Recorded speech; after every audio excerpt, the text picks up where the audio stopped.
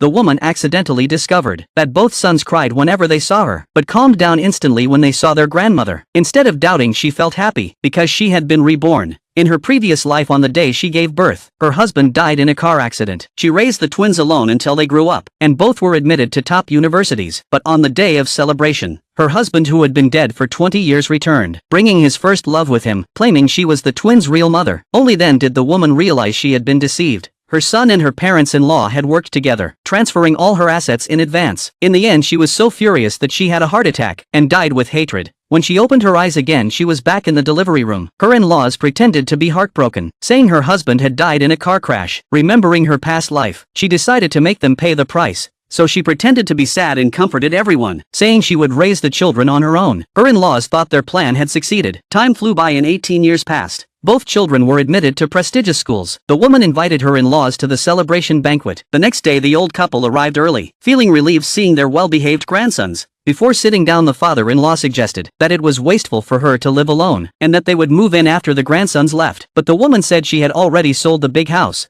The in-laws were furious after seeing the sales contract. The woman explained it was all for the children, that studying abroad required huge expenses, and the money had already gone into an education fund, which only her two sons could access. The mother-in-law wanted to argue but was stopped. The father-in-law said the money would eventually be theirs anyway. Hearing that, the mother-in-law smiled proudly. When the banquet started, the host invited the woman to the stage. Her husband and his first love suddenly appeared. The in-laws rushed up warmly to greet them, praising how beautiful the first love had become. The sons were shocked and asked their mother who they were. The woman admitted their identity. The first love offered sugar figures as gifts, but the sons coldly refused. The husband then took out a divorce agreement, telling her to leave with nothing and cut ties. The woman signed without hesitation, and announced she would host the wedding for her husband and his first love. The first love thought she was making trouble, rushed onto the stage ready to fight, but the woman told them to look at who had really come.